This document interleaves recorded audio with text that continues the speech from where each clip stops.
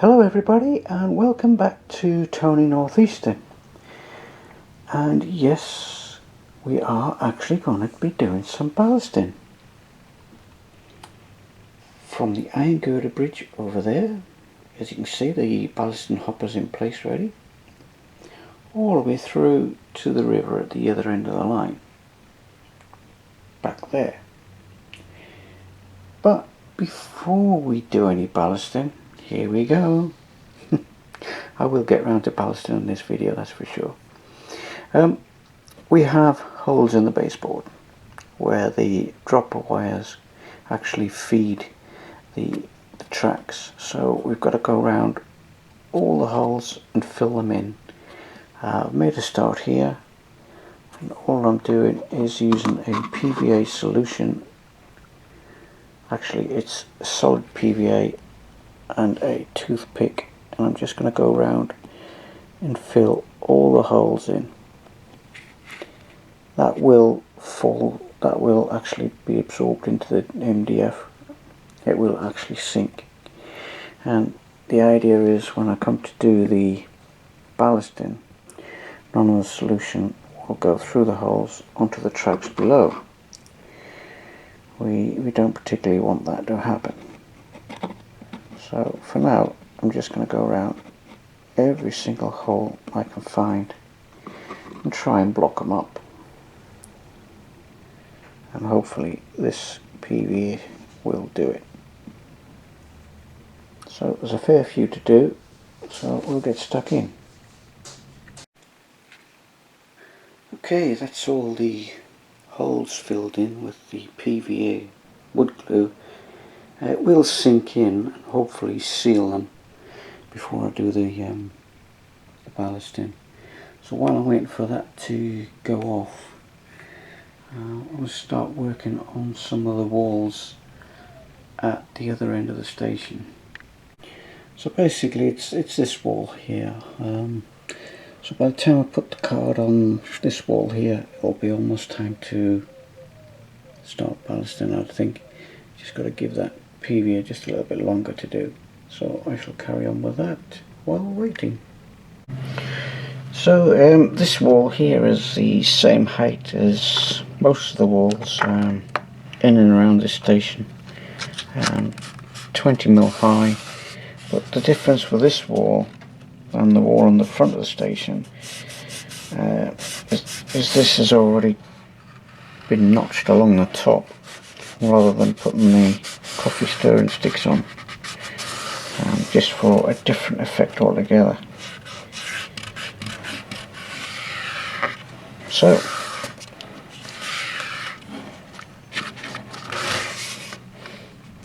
instant walling. Right, that's that little job done. Another wall. Right, so time to start the ballasting.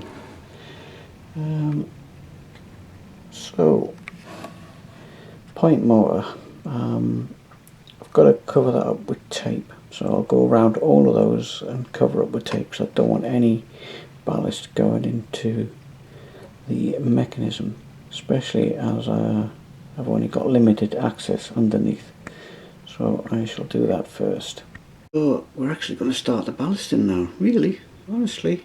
Right, this is the fine ballast I use, B1375. It's quite a fine ballast and it looks so realistic when it's done.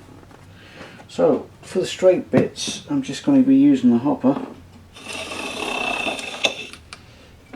and it's just as quick as that. And you just use your finger to spread it into the sleepers.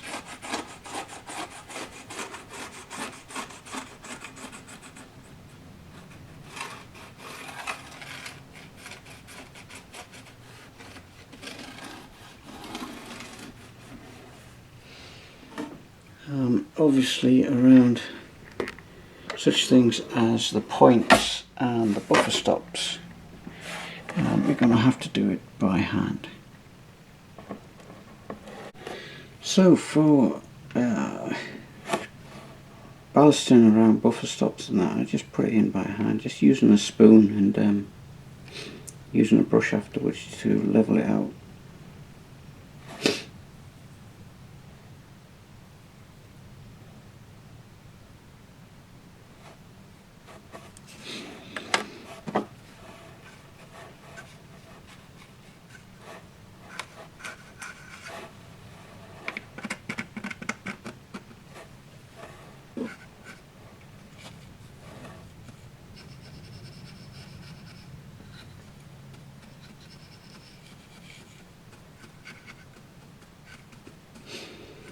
Just by tamping it down,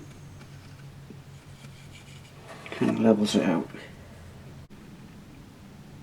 So, and then afterwards I just brush the rest off the sleepers using a smaller brush.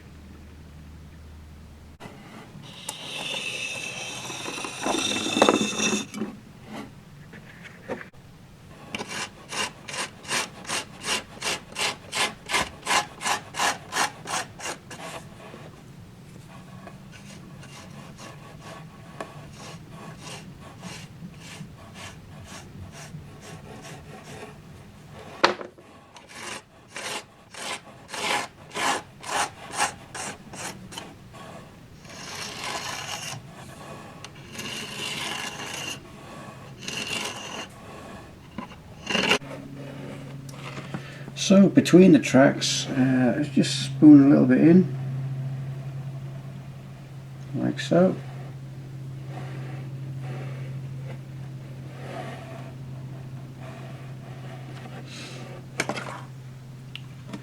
And all I use then is a little 6-inch rule to flatten it out. Just let it run along the edge there. And that should just flatten out the ballast. Obviously, if it's a little bit bold in places, you just add a little bit more.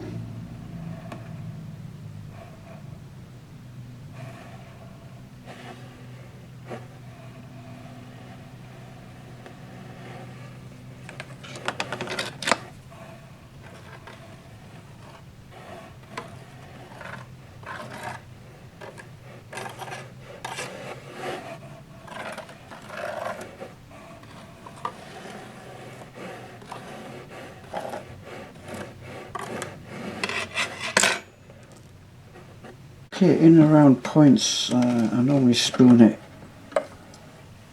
into position, the old ballast, and try and use just enough but not too much.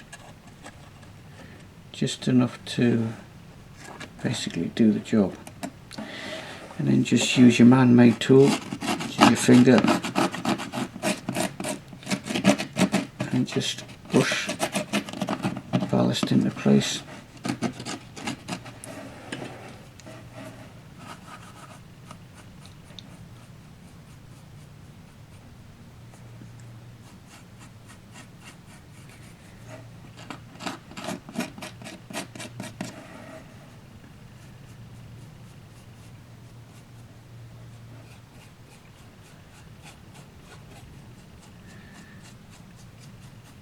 Just want to put enough in so it's just below the sleepers,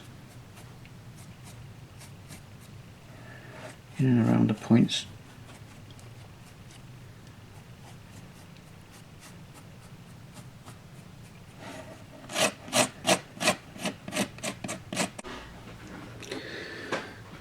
As you can see, I'm using a mixture of ballasts here, black, brown, and of course the grey. In and around the points area, it's going to be black and dirty, so if you've got a little bit of black ballast there, when you come to paint it, it'll enhance it a bit more.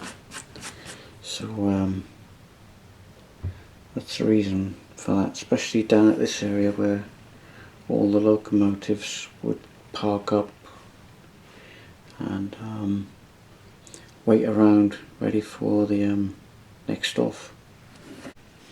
So up against the platforms, you've got to spoon it in. This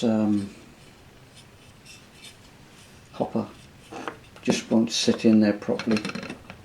It's too close to the platform, so I just get a spoonful and just run it along the edge. It's pretty quick really, and then just flatten it out.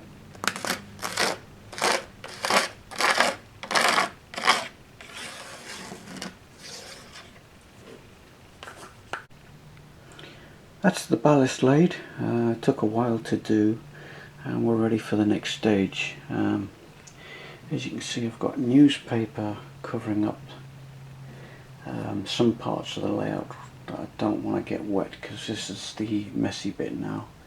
I've got a couple of yogurt pots covering up the signals, just to protect them from the water. There's not going to be that much water, it's just a very light spray now. It's going to be put on. So it's quite a task. It took an age to do this. Where I couldn't use the hopper, I just used a thumb, a finger, or even a straight edge of a rule just to get it as flat as possible.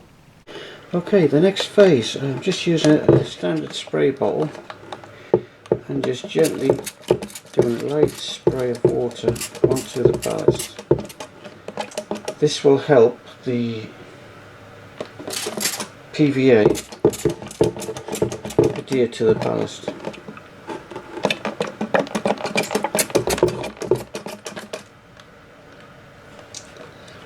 So I'll spray that all the way around. Just leave it for a little bit, and then we add the PVA. Now, I wouldn't worry about the ballasting lifting in places, because you can, once the PVA starts going into the ballast, you can just tap it down with a spoon. Just making sure the spoon is dry every time you tap the ballast down.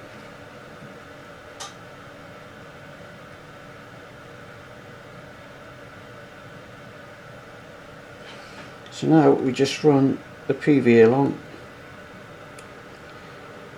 and just watch it sink in.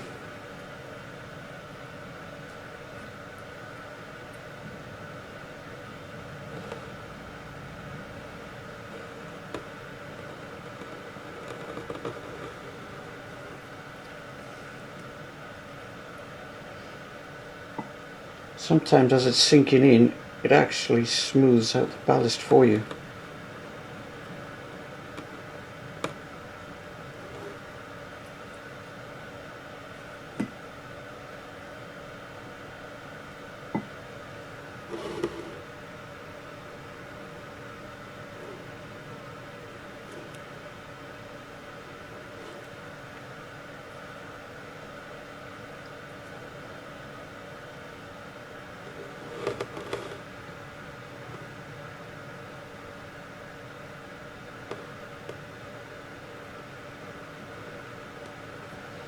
Well, the edges take a long time to do, because you've got to wait for the PVA to work its way through, as it's slowly soaking it up. Now the mixture I'm using is 60% PVA and 40% water, because you really want the PVA as strong as possible.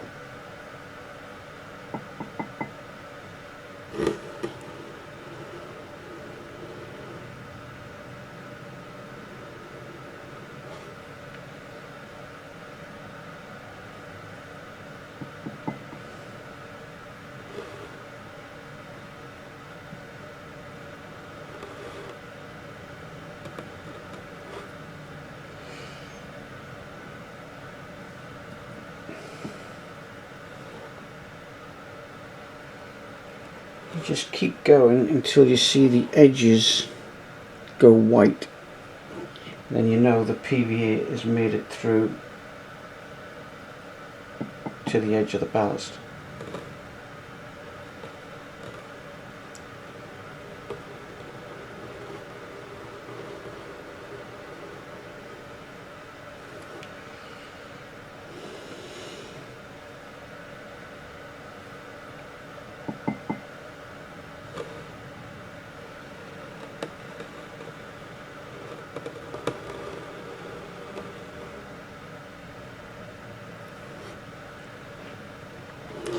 As you can see, it's flattening itself out as it's seeping in. That's why I like using the fine ballast.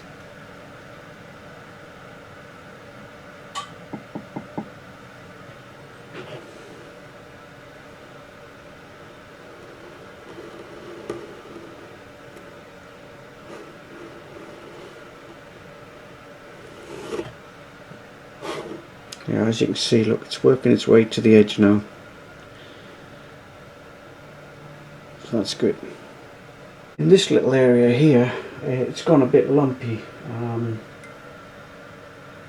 where the water has curled the ballast over. You can see where it's curled it over. So you just have to keep working away from the edge to the center, and if I see what I mean, it just rolls over. It's not quite wet enough, but eventually it will soak in.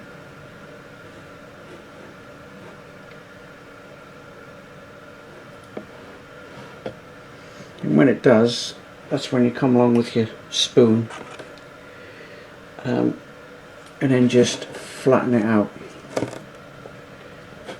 What I tend to do is dip the spoon into the ballast,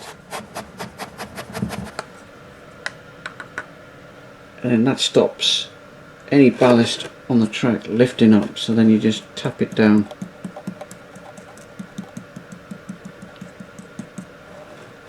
As you see, it's flattening it out, and hopefully not too much will stick to the spoon. You'll get a little bit.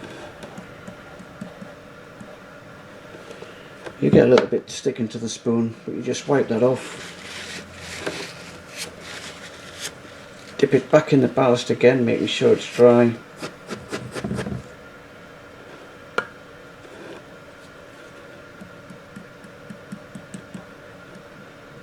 And that will flatten it out nicely.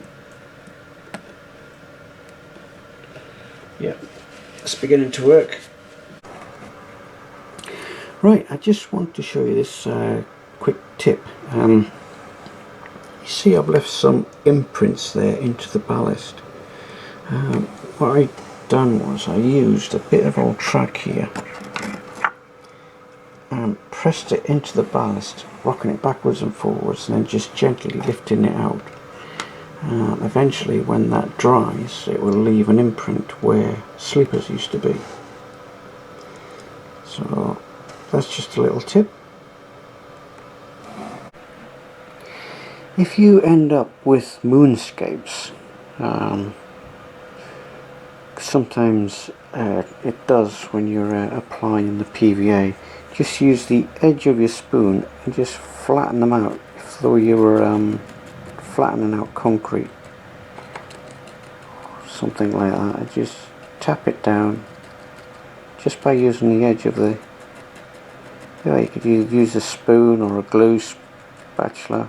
This just happens to be a McDonald's spoon, because I like the idea of having that tip at the end for getting in between the sleepers if you get a bulge in the sleepers. So yeah, just tap it down just by using the edge, and you find it comes up smooth. If you try smoothing it with the full end of the spoon, it'll all stick, and you'll have more ballast on the spoon than you do actually on the layout. It's a bit fiddly, this job, but it's got to be done. There you go, that'll settle out nicely now. Here's a closer look at the redundant siding, and you can see where the sleepers used to be. So it is a good effect, that is. It works quite well. It's rough and ready, but it's how it would have been when they started ripping the sleepers up.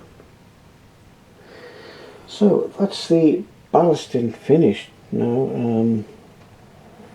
It's taken me a good 3 hours or so to do from here all the way up to the bridge at the far end. Right, the ballast has been left for 24 hours now, so and it's quite hard. It's gone rock hard. It's gone off. So what I tend to do now is just run a screwdriver along there just to get rid of any odd bits of ballast that is stuck between the rail and the chairs, just so we don't get any derailments, and also any unsightly bits of ballast which is built up over the sleepers. You can just work loose. It takes a while to do, but it's well worth it in the end. And then just run the screwdriver in there just to get rid of any unsightly ballast stuck in the chairs. And then hopefully once it's all painted we'll have cool running without any derailments.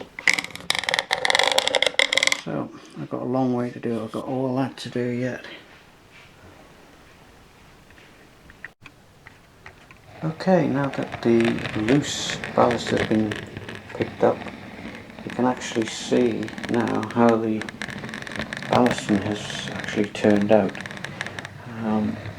The mixture of colours, the blacks, the browns, the greys, really shows off where it needs to be dirty and dark and dingy in certain areas. So let's have another look at what we've got here.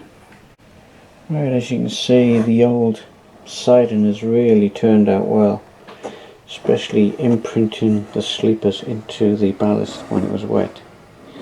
Really shows up where the sleepers once were. So really pleased the way that's turned out. So now that the tape's been removed, there's just the odd bits of painting we have to do before we start weathering the track, especially in and around point areas where the solder has bridged for the joints underneath, and other little bits of work.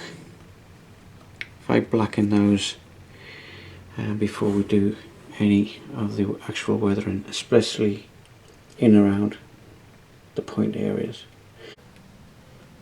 Right, I've been experimenting with some reds and browns to try and get the paint to the right consistency, and I think I've got it at last.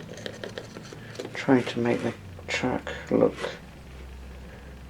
very rustic before adding the black weathering over the whole paint afterwards. I think I've got it. I've been using the Humble paints, matte 174 red and 842 brown.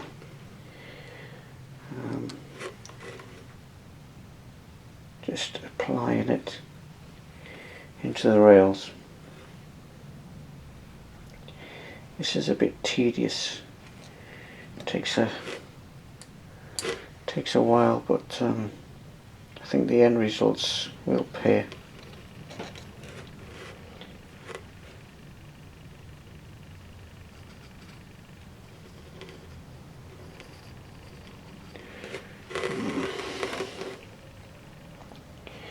If I get a little bit too much paint on the rails, I'll just remove it with it.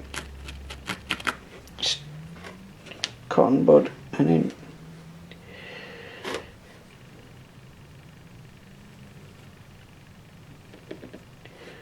Right, got a long way to go now. Right, I've been experimenting with some reds and browns to try get a rustic effect for the paint for the rails.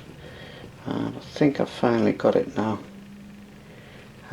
Just brushing it in to the rails before I weather the actual track bed. It's trying to get it the right consistency.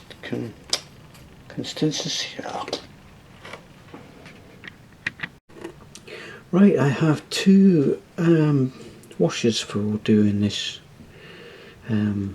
track ballast. I have the dark wash, which is made up mainly of black acrylic, a little bit of white, 50% water and 50% PVA glue, and it's mixed it together and you just get a dark wash like this. Now you want the wash to seep into the ballast and leaving the colour of the ballast as it is. I normally use the really black dark wash for station areas and the likes, and don't know how good this is. It's been sitting in the jar for a while, so we shall see. You'll see it sink into the ballast and it shouldn't leave that too much of effect. So I'm just putting it in very, very lightly.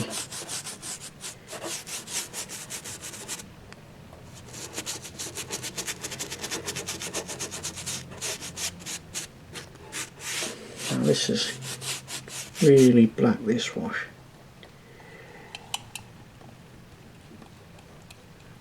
And what I'll do, I'll just put it in the areas where the traffic is the most.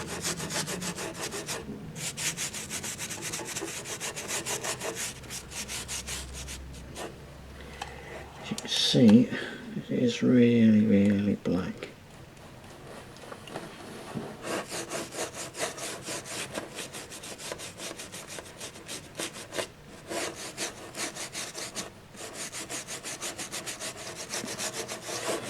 I'm just putting it on ever so lightly on the outside edges and pretty thick in the middle, using a very stiff brush to get into the ballast.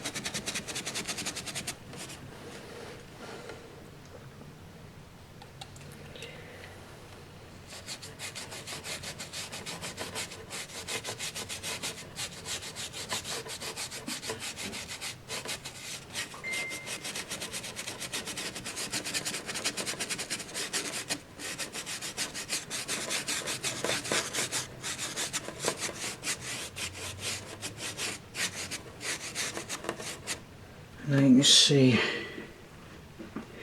it's starting to soak in now.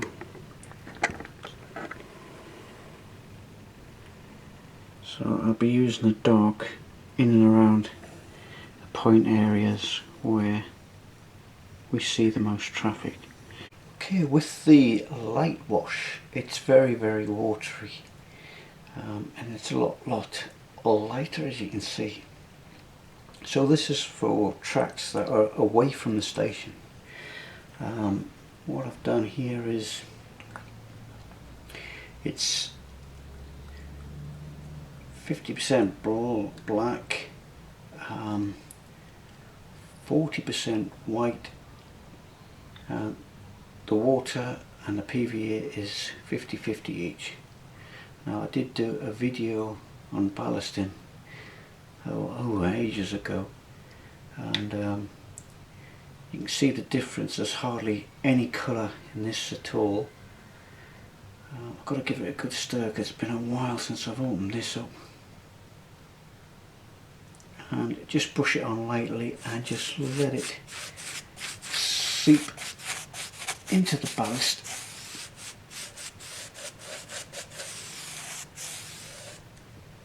It should be very, very watery, and you can actually see it sinking into the ballast already.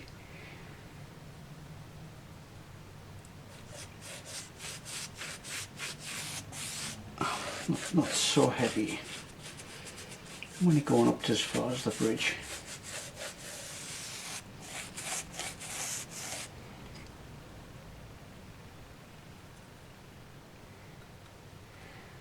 Try not to put too much on.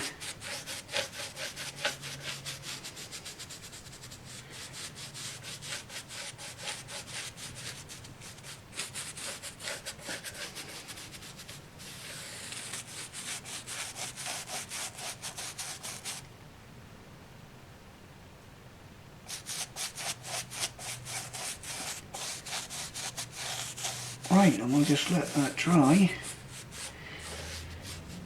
and then we'll have a look when it's all dried. There's barely any colour to it at all.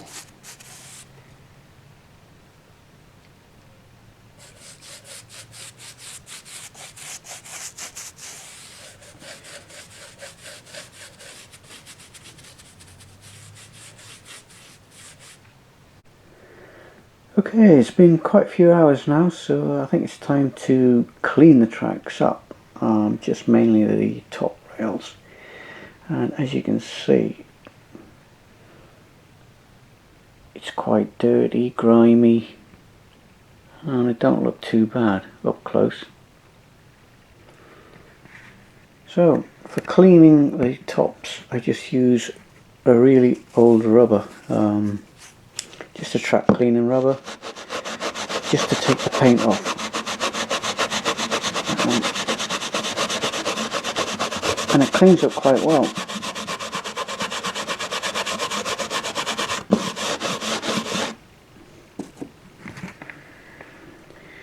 And once I've done all that, then I'm ready to run trains again. Right, so now that the tracks are ballasted, cleaned up, everything's ready to go now. So, I think that's all for this week. Next week we will concentrate on getting the bridge back on its buttresses, and maybe doing some scenics in and around these three sidings. So until then, keep safe, and we'll see you again next time. Bye.